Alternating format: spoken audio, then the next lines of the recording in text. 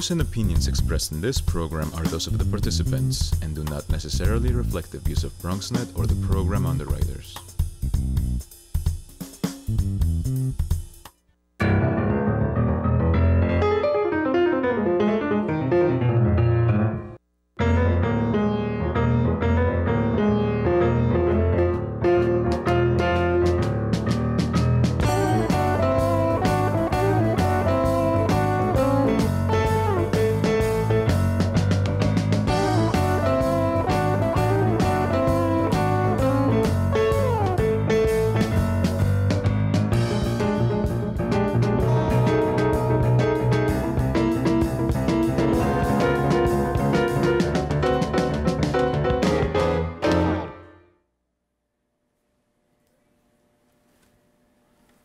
Good evening and welcome to Bronx Talk. The city's plans to redesign and rezone a large section of Jerome Avenue has stirred up passionate responses from not only community groups, but from the Bronx arts community as well.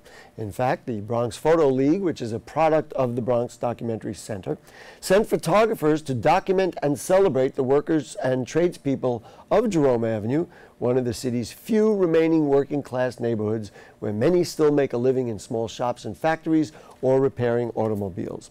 The resultant photos, the Jerome Avenue Workers Project, illustrate what many believe could be the end of a proud culture of industry and work. And now, all those pictures have been published in a book. This book, the Jerome Avenue Workers Project book. Tonight we're going to meet a couple of the photographers, talk about the project, and take a look at the photos and the book as well. If you want to submit questions or comments, send an email to us at BronxTalk@BronxNet.org or post it on our Facebook page, and we'll read them all on the air during a future edition of our program. And one note before we get started, important to me anyway, tonight is the 22nd anniversary of our program. We've been here each Monday night for 22 years. Kind of hard to imagine, but it's true. Nonetheless, we have our work to do for the here and now two photographers who have contributed to the Jerome Avenue Workers Study. Rina Santos, good evening. Thank you for joining us. Thank you so much. And Eddie Sanchez, nice to see you. Eddie, welcome to the program. Thank you. This is a beautiful volume. We're going to show it in detail. We're going to break down some of the pictures. Before we get to it, let's start with you, Eddie. Tell me a little bit about you and photography. When did you pick up a camera for the first time, and why do you like it so much? All right. Well, I grew up in the Bronx, here in the photo section. Went to school. Mostly during my high school, it was an art school. So I learned history of art, history of graphic design, history of printing. So eventually, I learned everything about art. So one of the studies that we did is focus on also on photography, which I continue going into my college years, and I picked it up since 2007. Well, this is a hard question to answer. What was it when you picked up that camera and you were like, wow, I like this? You know what I mean? What was it about that activity that made you say, wow, this is more than just something I'm learning in school? Okay. What I liked the most was when I first time was taking photographs around here was the architecture that we live in. The buildings. The buildings, yeah. Because they were made by men, and we see these buildings, and we as humans, we are so tiny, and that made me like want more in photography. Did you start during the era prior to the digital age, so you were doing film, or are you young enough so that it's all digital? Yeah, I started during digital, around 2007, when you're starting up. So there's, I'm going to tell you, as somebody who's a little older than that, it was a little easier for you, because in the beginning, it would have cost a lot more, because you would have had to film and pay for the developing. Plus, if you shot, 15 pictures, in the old days, that would be, practically a half a roll of film, and, you couldn't do test shots or whatever. Actually, so congratulations for being young enough. Actually, my mother still likes shooting film. The those disposable cameras. Really? Yeah, she likes still shooting with those. Rina, I'm going to ask you the same question. So a little bit about your background, and then talk about when you touched the camera for the first time. Well, I was born in Puerto Rico, and we moved to the Bronx when I was a teenager. And I have always loved art and photography. And my father would take me to museums and we would see these beautiful pieces of art. But the one thing about those experiences for me is that I would never see people that looked like me or my family. And so I just always was so attracted to photography, and especially vintage photography. And I wanted to contribute and to be part of that art. And so I started shooting street scenes in the Just Bronx. like him. Yeah. Yeah, and I mean, you know, I think, I guess that's a coincidence, right? and you know, it's funny because when we all met at the Bronx Documentary Center, we were all thinking we were the only photographers shooting the Bronx. But I feel it's so important. I love the Bronx so much, and I think the Bronx gave me so much growing up that I could only, this is the smallest thing that I could do, is to actually try to document the Bronx correctly. I'm interested in a number of things that you said, in particular that you said I didn't see people that looked like me, specifically Hispanic people, people of color, etc. You feel a little better about that now, especially being in the Bronx, because we have so many wonderful photographers really of every ethnicity? Yeah, you know, and that's what we're trying to do. We're trying to, one, you know, try to mentor photographers, because I know, you know, for most of my life, I never thought that that was a possibility for me. And so that's a reality that a lot of people live with. I think it's beautiful to be able to have, you know, a Bronx Photo League so people can see that, no, we can, you know, unite as a photography community and as a community of color to create very unique, beautiful, and important work. So I'm hoping that kids now will grow up in a way that I didn't, and have certain role models that I didn't have growing up. Let's talk about the Bronx Photo League now. As I understand, and again, we're going to get into this book. Don't go away. We're going to get into this book, and I mean, is that not a Bronx face? Oh my goodness. Edwin Torres shot that Edwin photograph. Torres, all right. There are 18 photographers represented here. Are there others in the Bronx Photo League, or in essence, that is the Bronx Photo League? The Bronx Photo League is made up of 18 Bronx photographers, 1 videographer. We have a companion documentary to go with that. Eddie, let's get into this project. Like, how was it presented to you, this idea of, well, let's do something with the Jerome Avenue, at that time, neighborhood study, and you know, what was your attraction to doing it? The attraction, well, it was everybody's idea to order to tackle this rezoning that's going on right now.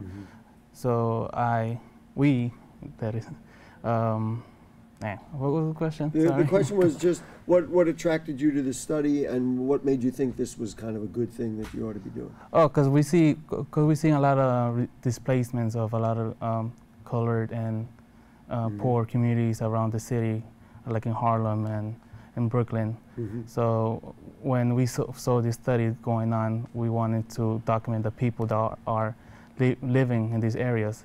So we wanted to document and interview all the people, the workers, the residents. Tell their story. Yes, tell stories, which they don't have a voice really, because they're always working and maintaining their families. This really, to me, especially all these years, I told you how many years sitting in this seat, talking to Bronx people, you know, we like to do what we do, but if we can do it for a reason or to move the needle forward, or, you know, a little bit, that's like what we want to do. So I guess other than just taking photos of buildings or doing these things, all of a sudden it had real meaning. How did you break up who would go where? Or did you just send all the photographers out and say, shoot what you want? Or did you say, you handle this, you handle it? How did that work? We actually went first as a group to walk the Jerome first and see what type of photography we were going to do. And after that, we had 2 Hasselblads, which is mirror formats that nobody knew how to use. So it was a bit of an education as well. Yeah, that's a nice that's thing. what we did. So we did everything on the spot. We learned how to use the camera. At the same time, we work on our interview skills, interviewing the workers. I could have helped you there. That's what. Yeah. So it really was an engaged thing, as opposed to just setting up a shoot and doing some nice portraits. Raina, talk to me about your compulsion for doing this. What motivated you to be part of this project? Well, first, you know, it was our idea was this would be our first group project as the Bronx Photo League, and it was really exciting to be able to tackle the possible rezoning of Jerome Avenue. And what was really great about it, which one, the challenge of actually learning how to shoot a Hasselblad, which most of us, I had never even held one before. And then two, to be able to really get out into the community and to try to engage with the people that are actually going to be affected. We talk so much about, you know, gentrification and change, but we actually, a lot of the time, don't ever talk to the people that are actually going to be affected. So having that one-on-one relationship with the workers and the people who lived on Jerome was incredibly exciting to think about, and actually it turned out to be really wonderful. It is a wonderful project, and don't worry, I'm going to show you the pictures. Don't go away.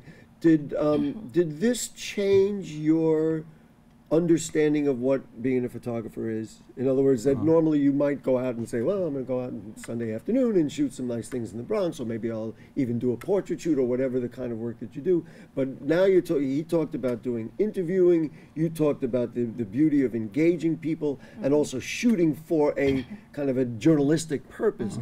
Did it change the way that you look at this tool that you have in your hands?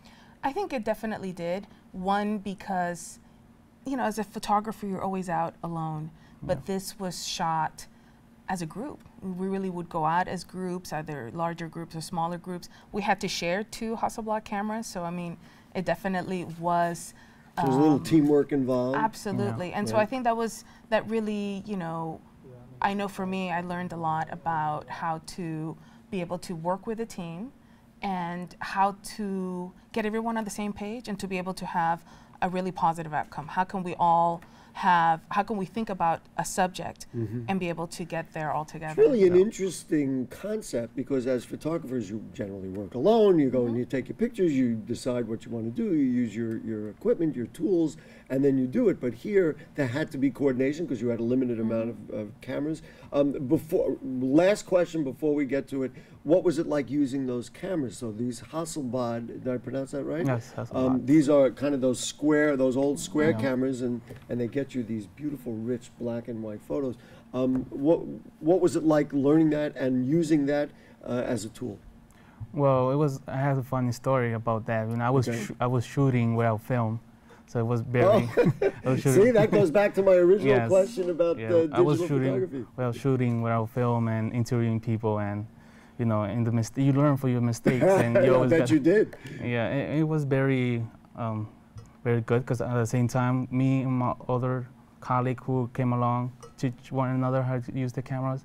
So it was very challenging at first, but later on, it's like second nature. You're using it. Now you're going to go buy one and try and use it again. Yeah. All right, let's do it. Let's look at. We're going to do the pictures, and then we'll talk about this incredibly beautiful volume.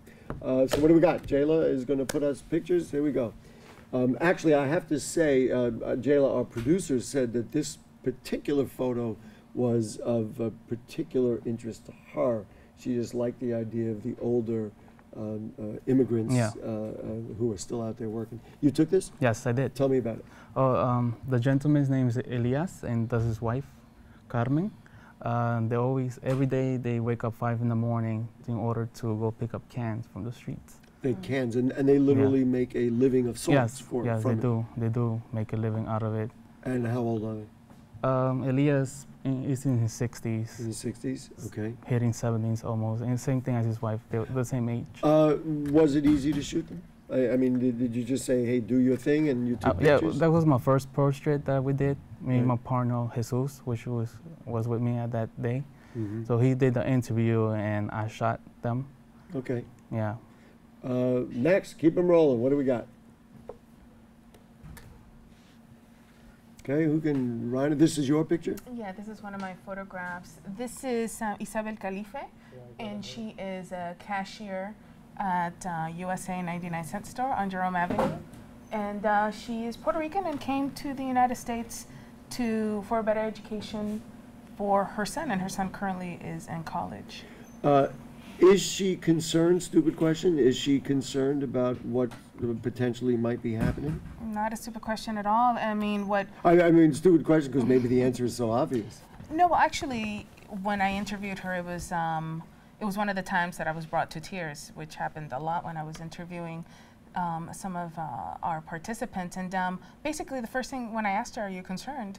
The first thing that she said is that she expressed concern for her customers. And she's like, but what are my customers going to do, you know, for food or for for the their things that they buy, the household goods and Absolutely. things like that. Before she ever even expressed any concern about her job or her livelihood. And so that was, you know, such a beautiful thing. Again, you know, people with the least give the most or are concerned the most about others. That is really interesting. It also, to me, underscores the difference between having a literal mom and pop store versus a franchise of some sort, which may do very well and have goods and things like that. My question, and you don't have to answer this, this is to my friends and neighbors and to various authorities, why couldn't, in a new framework, if there are better stores, why couldn't, what's her name? This is Isabel Calife. Why couldn't Isabel be one of the managers of that new store so that she will do better? You know what I mean? To me, let's take all those people and give them the opportunity to do better, provide better services, you know, right?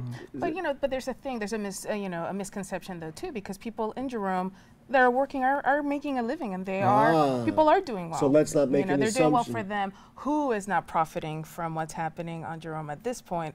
And that's really the question, who wants to come and make money? And that's the issue, is about displacing thousands of immigrant workers and people that live in that area. And follow the money, so the landlord can charge more if he's got you know, a bigger store. But I understand that. Okay, more. Let her rip, the Jerome Avenue project. Who knows about this? Well, there's the portrait that Sariton took. He was also one of my colleagues. We were walking around and he was shooting everything that walked. And Everything that walked. yeah, and so we came upon this portrait in Tremont in the Muslim Center, Okay. and he has shot the little girl. But of course, the background of that is very poignant, and Yeah. also her attitude comes through. So let's keep going. What do we got? Let's get something else. I happen to love this picture. There's something about this that I love. There's something about his attitude that I like. The fact that he's wearing a Giants cap, whether he's a Giants fan or not, I don't know, but he certainly wears the cap. And of course, you know, hard by the subway. That's a nice shot. Who wants to say something about this? Well, it was you know, so many people would go out and then we would share shots and stories about who we would talk to, and a lot, you know, these are we get a lot of the history of Jerome from the old timers that actually lived and worked there. Right. All right, keep them rolling. What do we got? Do we know who shot that one, by the way? I am actually not sure who shot that one. You know, this really, and we're going to get into the book after we finish looking at all these pictures, this really is so much of the feel of the Bronx. In fact, look at this photo, the complexity of the life behind, I guess, is this a barbershop or a hair cutting shop? Oh, it's a braid. A braiding braid store. salon. Okay. Yeah. Who's going to tell me? This is by Adi Talwar. I know Adi's been on our show numerous times. Yes, So, I have a friend. And so this is on Jerome Avenue, a Yes, On braid Jerome store. Avenue. 183rd in Jerome. Keep going. More pictures. Pictures. Why Gary demands more pictures. This is by David D. Delgado, and this is one of the auto workers on Jerome Avenue. Yeah. One of many that were photographed. Mm-hmm. Yeah, he was Salvadorian, escaped the Civil War to come work here. Yeah. See, that's the tale. And then, all right, let's do more pictures, and then I'll ask you some more questions about. This is obviously, I guess, a bakery or a deli. Is the diner. A diner. Of course, I'm right. Yeah. A diner. What diner is this? Do we know? I think the diner around 176. I'm not sure. 170. By Okay. Trayvon Blondet. Yeah. Right, and this is obviously the proprietor of the diner. And I'll bet she has a similar attitude that the woman in the 99-cent store had. Yes. You know, where she serves those people, the same people come in every day. Boy, I'd love to, when things happen, I'd love to keep our neighborhood character and keep characters like this around for sure. All right, next. This is Cowboy Bob here. That's right. It's a beautiful portrait by Tremendous. John Santiago. So he's one of the league members. This one of the auto workers, Yes. we presume. Yes. Yes. And very lively. What's your character. sense? Those auto shops have been there for generations? Absolutely. Many years. Oh, and you know, Jerome is, you know, if there's something wrong with your car, you go to Jerome Avenue. Right. People from New Jersey come to I'm Jerome. actually amazed that, you know, I've been by there many times, had my car fixed numerous times, that all the shops do well enough to stay in business, which tells you something also about their popularity. All right, what do we got? Oh, that's this picture, the one that's on the cover. Is that the last picture, by the way, folks? I think that's the last picture. That's by Edwin Torres. This, right, you mentioned that. This one I did, this got the attitude, the pride, the individuality, you know, the fact that the hair is over her eyes. My goodness. No, this young woman, she wants, her goal is to become a full mechanic, and so she's so she works in the auto shops as well. Wow. I'm just pausing because I don't have a lot of words for it. It's just a tremendous, tremendous photo. Okay, so now this is the book with that last photo on the cover. Right. Why don't you tell me, Raina, about the book? And while you do that, they don't want me to open it too wide because we don't want to mess up the pages, but all these photographs, many more than the ones that you saw in here. So tell me a little bit about the book. We have over 100 portraits and other shots in the book. And we want to first say that the book was designed by Katie Curry, who's also part of the Bronx Photo League, and she was assisted by, of course, Michael Camber, the co-founder of the Bronx Documentary Center, and David D. Delgado also. We had amazing people that are not part of the Bronx Documentary Center come and give up their time, like book designer Bonnie Bryant, and also we had amazing editors like Cecilia Bowen from the New York Times, and we were very lucky to get world-renowned documentary photographer Eugene Richards to also help us with the editing of the book. So a lot of people came. This was definitely a team effort to not just take the photos, but to actually put the book together. You know what's interesting to me, and we have documented the Bronx Artist Documentary Project, which was also a project of photographers taking pictures of artists, as opposed to, in this case, the Jerome Avenue study. What I recall from that dialogue, you have these incredible photos, these incredible portraits, but putting it into a book and making it into a book is not like just, oh, okay, let's put it into a book. Tell me something about the project, the process of putting this book together. We definitely went back on all the negatives. I mean, because of course we had scores and scores of negatives that weren't. We first had a show where we had 40 portraits, and so going back, fighting for a photo that you believe in, and more importantly, did you have 18? Excuse me. Did you have 18 people sitting around the table? That would yes. Really. Yeah. That's more democracy than I think any of us can handle. Everybody took out their contact sheets and pointed out which ones they like, as Raina said. And wow. we were advocating this photo, put it up, and who made the final decision? Everybody. It was a group. Collaborative. Yeah. Wow. Yeah. Go ahead. I cut you off. I'm sorry. No. But and then definitely what was great is that once we gathered a very large number of photos, then we had outside people come in like Bonnie Bryant and Eugene Richards to help us, and also Bianca Faro and Cynthia Rivera, who are BDC staff. They also helped with the editing process. So it was a large number of people that helped us to get to that number of photos. Eddie, tell me the result in your mind when you look at this and you think of your work as a photographer. What do you take away from the experience and from the whole aspect of this? Like, how do you now that it's done? Yes. And what do you make of it?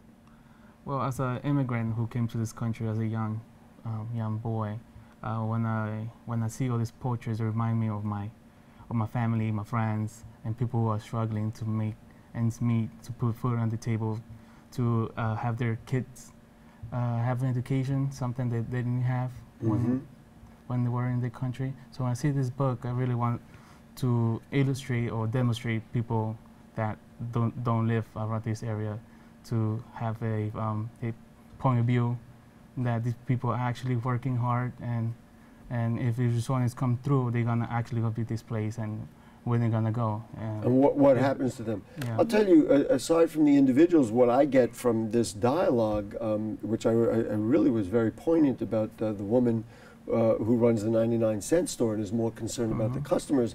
And that reminds me of the character of the real Bronx neighborhoods, and that because of the way we are portrayed everywhere else, they, out there in the world, they forget that we really, we live and work together. And that is what our neighborhoods are about, whether they're rich or they're poor. That, to me, speaks of the best of the Bronx. So, now I've said what I think, but we'll leave, Raina, we'll ask you what you think. What do you take away here? You know, I'm so proud of every single person that I was able to work with in the book, of everyone in the Bronx Photo League. And the thing is, you know, we've gotten a lot of very positive response about the book already. We sold out the first 100 that we printed. And, you know, you're able to, you can buy the book if you want at JeromeAvWorkers.com. But absolutely. What is it? Say JeromeAvWorkers.com. Okay. But we also were very proud to exhibit the book and photos at Photovale, which is, you know, a very, you know, prestigious photo exhibition show in Brooklyn. And what people kept, you know, saying was, you know, that they were very impressed that there are no names on the photos. And as if you see on the book, we only have the actual the name of the photographers at the end of the book, because we're talking about this community thriving and working together. You want the photos to speak for themselves. Yes. Well, this is just wonderful. You can get the book. There will be another printing. I'd heard there was going to be hardcover and all that. It's just, to me, this is my Bronx. This speaks to the BX that I know and love, and that we all know and love. And so, Eddie, thank you so much. Raina, thank you so much. Buy the book, get the book, love the book, be the book, you know, get into it. What are you guys doing next? Any big projects next, or you're taking a deep breath? No, we're going to be doing, looking at NYCHA. Nature? NYCHA. Oh, NYCHA. Oh, my goodness. First time we're mentioning it, we're also doing a walk around. First time we've ever done this in some of the public housing projects in the Bronx. Nobody knows about this yet, but we're going to do that, and we're going to show what it's really like to live in the BX. Thank you so much for everything you do. If you have further questions or comments on anything you heard on tonight's show, or anything going on in our borough, email them to us at BronxTalk@BronxNet.org, or you put them on our Facebook page, and we'll read them on the air during a future edition of our program. We ask you to like Bronx Talk on Facebook, and you can check out our archives at BronxNet.org. You find Bronx Talk on the lower right navigation bar. Next week, we'll have a show on immigration in the Bronx that focuses on the lives of undocumented workers in the Bronx. And, sound familiar, a new book that documents the experience of an immigrant who was incarcerated. In any case, thanks to all the producers and crew who have worked on Bronx Talk all these years on this, our 22nd anniversary. Thanks to BronxNet Executive Director Michael Max Nobby, who is a great supporter of the Bronx, of course, and also of this program. Special thanks to Director of Creative Services Marissa White, and of course to our great producer Jayla Juberes, and to Director Michael Leone. We'll see you next week. We'll begin our 23rd year, but who's counting? It's all about the BX.